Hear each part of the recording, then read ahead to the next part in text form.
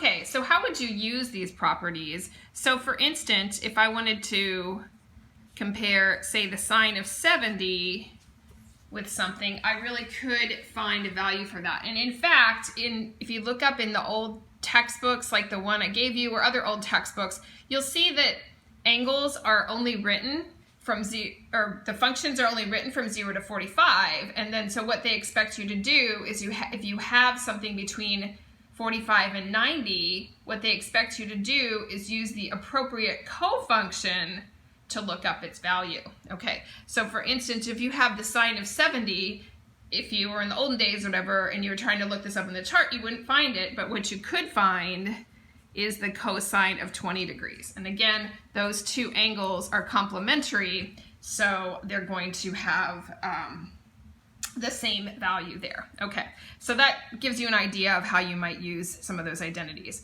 The other thing I wanted to make you aware of is, you know, the odd and even properties are also things you're going to continually use. Okay, so sine is odd. So if I have sine of a negative angle, of course that's going to be negative, the same as negative sine of that angle. Of course, degrees or radians, it doesn't really matter for this statement.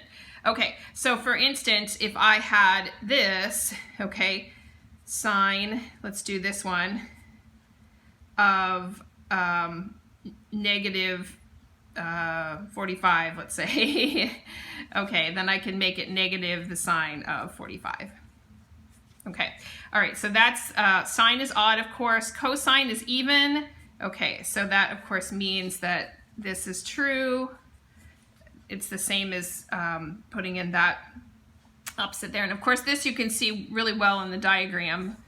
Okay, so if I have a value, like I move an angle here and I move an angle here, right? So let's say move plus 30 there and minus 30 here. You can see that they share that same horizontal segment that you would use in order to find the cosine value. So that's really easy to see from the circle as well as the graph that that would be an even function. Okay, so again, this is odd, this is even, and of course tan of negative x is going to be negative tan of x. So tan, again, is an odd function. And of course we've gone through some of the other ones as well. So those are things you could periodically review.